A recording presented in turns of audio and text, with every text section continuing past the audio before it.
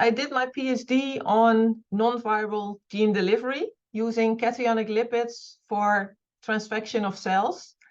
And my job was to sort out if lipoplexes, so the complexes between cationic lipids and DNA, would fuse with the recipient cells or would be taken up via endocytosis. And when I read the literature about EVs, I saw that they had exactly the same question. So are EVs taken up via fusion with the plasma membrane or via endocytosis? So that's where I consider to use my knowledge in this field to try and solve this question.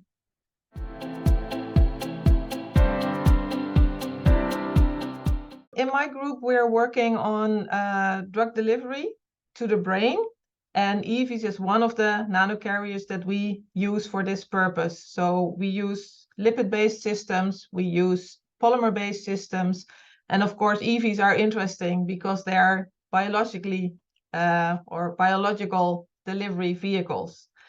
And they have several advantages so that you can prevent immune responses. So they're really interesting entities for us to investigate as well. Of course, there's many unresolved questions, and I think to be able to develop a drug delivery system, you really need to know how it works. So with regard to the EVs, for example, we still don't know whether within multivesicular bodies, EVs mix with ILVs, so the EVs that are being produced by the cells themselves. And yeah, I think we're just at the start of sorting all these things out. And it's difficult to sort it out because these EVs are so small. So we need really sophisticated microscopy techniques to study these EVs in more detail. And with the rise of the super resolution microscopy, I think we have new opportunities to get more knowledge in this field.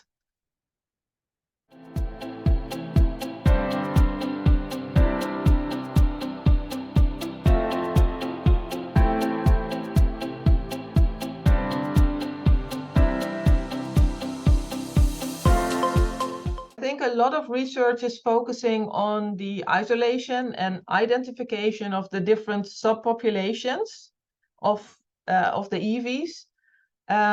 Sometimes I wonder how much of these different subpopulations is really regulated by the producer cells, or that there's also an influence of just chance. And that will, of course, be a tough nut to crack. For sure, we need better isolation techniques, but I think what is even more important is that we study structure-function relationships. So in the field of non-viral gene delivery, with lipoplexes, with polyplexes, we have seen that uptake of these particles does not necessarily result in transfection. So it is specific uptake routes that make sure that genes are also really expressed. And I think we should do the same in the EV field. So structure, function, relationships are really, really important, and we should focus on that.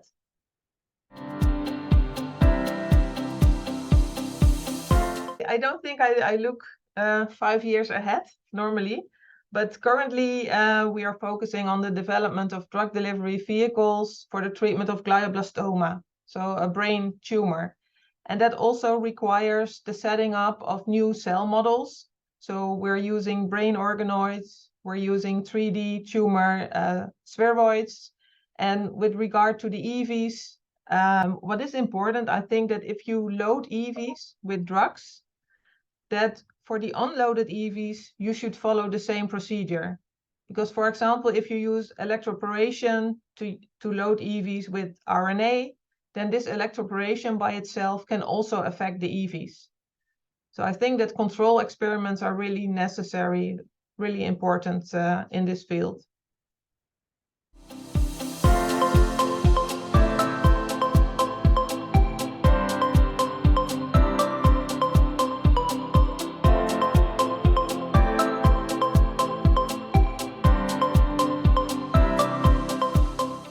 It's a nice question. I think that a major challenge is for male and female scientists together, and that's to obtain funding for their research. I think that's the biggest challenge. But of course, you're referring to the gender gap.